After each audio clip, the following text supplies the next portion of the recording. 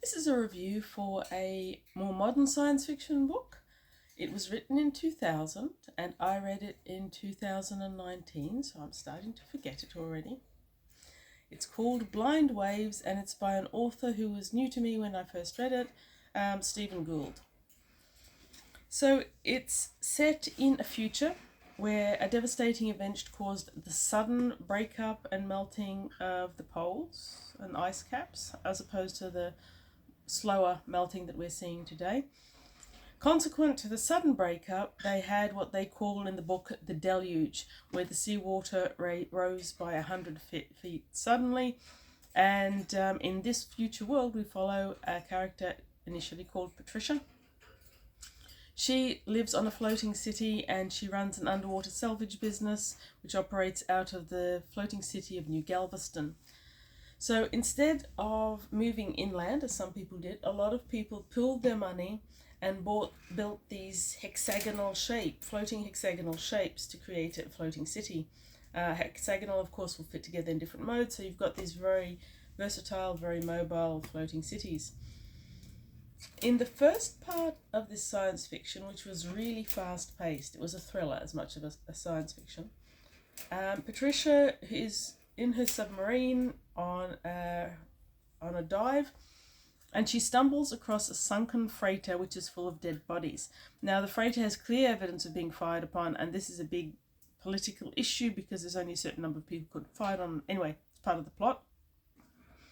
The clear evidence that it's been fired on, which she has, puts Patricia at risk of her life if she's discovered to have found it. So she broadcasts the recording of the event to everyone and proceeds to flee the NIS, which is a quasi-military type organization. It was created to handle illegal immigrants, but now it has more extensive powers.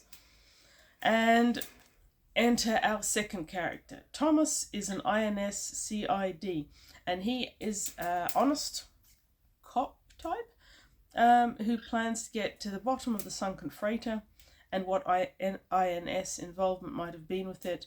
And in the process of discovering that, he becomes very involved with Patricia as well. So I thought this was modern science fiction of the best sort. I loved the descriptions of how society changed with the rising sea levels. I loved the descriptions of the sunken cities that Patricia takes her sub through while she's on salvage operations. I love the submarine itself, small sub. The hypothesis of the floating hexagonal cities, their organisation, that was fascinating, and the sinister development of politics and military to handle the deluge and the societies that arose after it. So all of the world building I thought was amazing. Things I did not love, however, they existed as well, of course.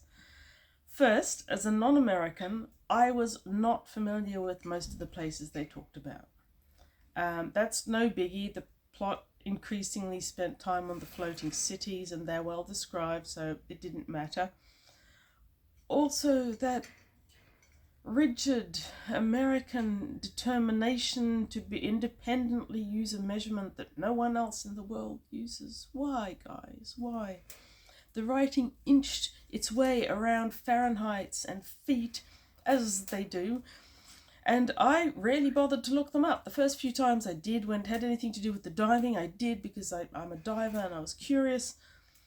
But I often had very little understanding of the measurements that the author was using. And that was a shame because I think the author actually used a great deal of science and technical and engineering information, and I think it all held together, but I couldn't be sitting there googling feet while Patricia's diving under a city in a desperate attempt to survive. I just couldn't do it. Similar but worse. Now, I know that Spanish is a big part of American culture, and it's a beautiful language. I love hearing it, but I don't speak it. I speak 3 words of it. In Gould's future world, Spanish is obviously the unofficial second language, at least of the hex where Patricia lives. And most of the characters lapse into it very, very frequently. And so I had to Google what was being said a lot of the time. Sometimes you can tell from context. If you walk into a restaurant and someone says, hola, blah, blah, blah, blah, blah, it's probably not going to be a big plot development thing. You can just cruise by it. But if someone they're talking to about the actual investigation lapses into Spanish for a paragraph, I've got no chance unless I Google Translate it. Now, in antiquity, as Jane Austen shows us, a woman was not considered fully educated unless she was fluent in English, Spanish, German, Italian? Was Italian the other one? Several languages. That's not the way of it today, though. Most of us are fluent in one or two languages, but I certainly not in Spanish. And I bought this as an English fiction book. If I'm reading an official manual and I need to Google for technical information, that's one thing. If I'm reading for fun a book that I bought, I don't expect to have to Google for it. And it left me frustrated because at times I was reading it out in the bush. There was no internet. I couldn't Google for it even if I wanted to, and that was annoying.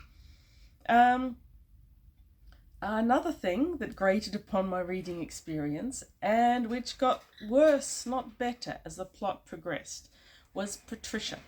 She started out really, really well, and I enjoyed her as a character very much. But as the relationship between her and Thomas progressed, she became less and less believable as a woman, and not at all believable as the woman who was there in the first chapters. She turned into a submissible, I'll wear what you tell me to wear, I'll walk around behind you and make startled noises if you need me to, and that's about it. And her responses were less and less believable for any woman. She stopped sounding like a woman. She started sounding like a man's version of a woman. And that was sad because I love people who can write across the gender wall. And certainly for the first part of the book, Stephen Gould did an excellent job of it. Now, in his acknowledgements, the author thanks Melinda, Sage, Patty and Sally. Apparently, as proofreaders, they had helpful suggestions along the lines of, "Women do not act like this, Steve," which he amended his text on. I also thank Melinda, Sage, Patty and Sally, without whom I'm sure I wouldn't have enjoyed this book quite as much.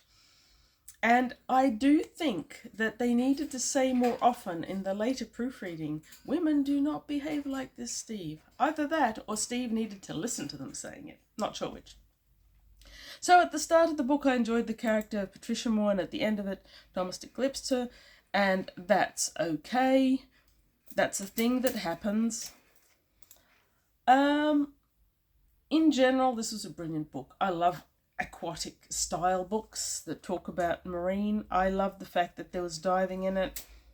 I think that the technicalities of diving and engineering and all that sort of thing were really well researched by the author and put together well. That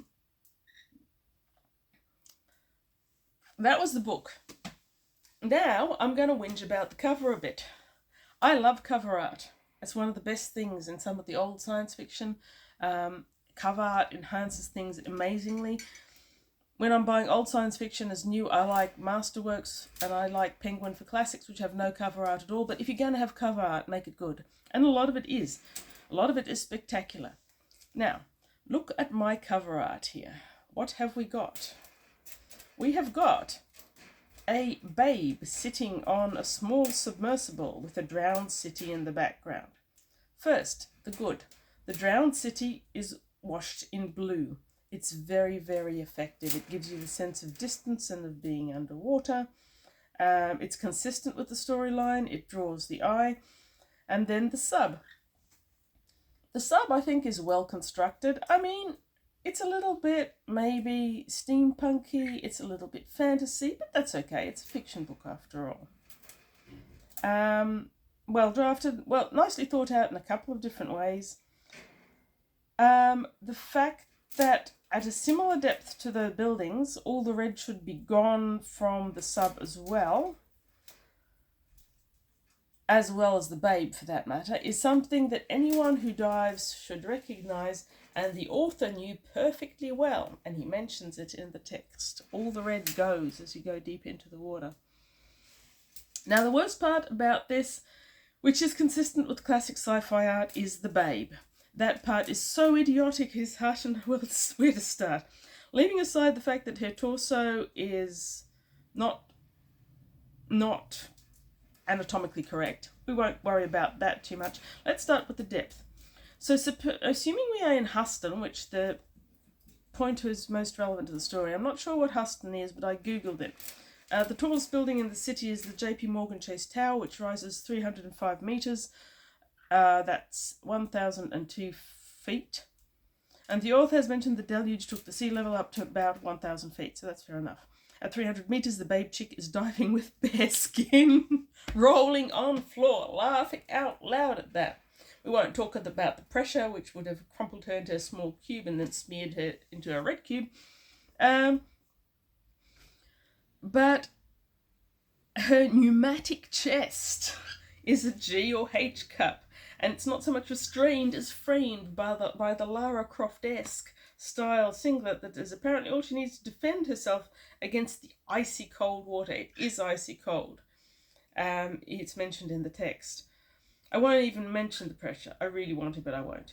The diameter of the waist would make a classic Barbie look pregnant, and it's circled by a pointless belt, which is where a weight belt would actually be on a real diver. Actually, it might be that Barbie was used for this model. I'm not entirely sure. Maybe one of those little stick figures you can buy in art shops where you articulate the joints. Certainly not a human being in any sense of the word. If it was a Barbie, that would explain the lycra highlights on the legs, which are only on the legs, from no available light source. And the complaints about the blue shading and red colour I've already mentioned. Oh yes, that G or H shaped Lara Croft chest with the nipples visible. Ugh, why? It's just creepy. So a plot element is that Patricia is flat-chested. It's mentioned a couple of times, but it is an actual plot element as part of the thing. She's certainly, a G or H cup is not flat-chested in any real world. I know, the author rarely has any input into the cover. This was clearly commissioned by someone who knew very few things. Submersible, drowned city, babe. They had nothing else. They obviously didn't read the brief. They didn't read anything about the actual story. I'm not sure what she's holding in her hand. It looks a little bit like one of those big audio sticks they use on movie sets to catch sound. Maybe it's supposed to be a light. Doesn't function very well that way. Anyway, enough about the cover. It's a brilliant science fiction book. I don't think there's enough science fiction that's written with oceans as part of their theme. My next review will be about another one, but I'm always happy to find one. If you too like science fiction and you like marine-based science fiction or future dystopia, and please recommend any marine-based science fiction or dystopia you've read and enjoyed, because I'm always looking for more. It brings me to comment. YouTube also wants you to like and subscribe. That's up to you, but if you want to comment, I love talking about books, so comment.